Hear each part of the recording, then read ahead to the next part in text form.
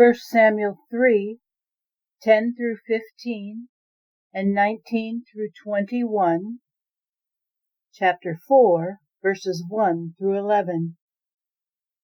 Then God came and stood before him exactly as before, calling out, "Samuel, Samuel."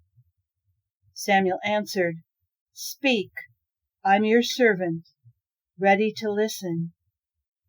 God said to Samuel, "Listen carefully.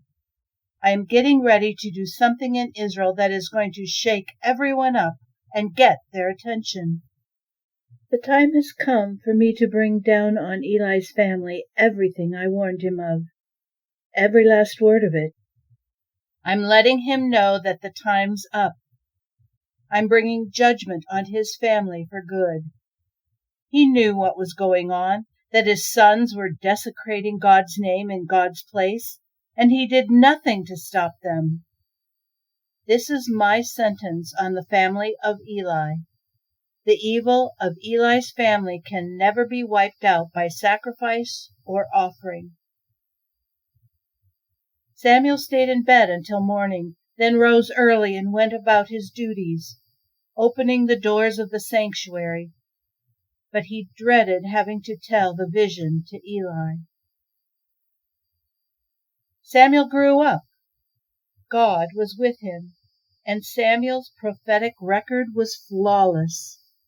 Everyone in Israel, from Dan in the north to Beersheba in the south, recognized that Samuel was the real thing, a true prophet of God. God continued to show up at Shiloh, revealed through his word to Samuel at Shiloh. Whatever Samuel said was broadcast all through Israel. Israel went to war against the Philistines. Israel set up camp at Ebenezer, the Philistines at Aphek. The Philistines marched out to meet Israel. The fighting spread and Israel was badly beaten. About 4,000 soldiers left dead on the field. When the troops returned to camp, Israel's elders said, "Why has God given us such a beating today by the Philistines? Let's go to Shiloh and get the chest of God's covenant. It will accompany us and save us from the grip of our enemies." So the army sent orders to Shiloh. They brought the chest of the covenant of God, the God of the angel armies, the cherubim enthroned God. Eli's 2 sons, Hophni and Phinehas, accompanied the chest of the covenant of God. When the chest of the covenant of God was brought into camp, everyone gave a huge cheer. The shouts were like thunderclaps shaking the very ground. The Philistines heard the shouting and wondered what on earth was going on. "What's all this shouting among the Hebrews?"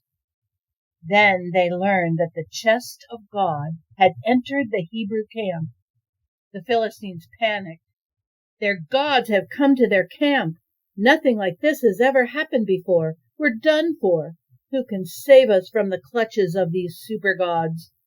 These are the same gods who hit the Egyptians with all kinds of plagues out in the wilderness.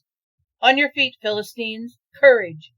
We're about to become slaves to the Hebrews, just as they have been slaves to us. Show what you are made of. Fight for your lives." And did they ever fight? It turned into a rout. They thrashed Israel so mercilessly that the Israelite soldiers ran for their lives, leaving behind an incredible 30,000 dead. As if that wasn't bad enough, the chest of God was taken, and the 2 sons of Eli, Hophni and Phinehas, were killed.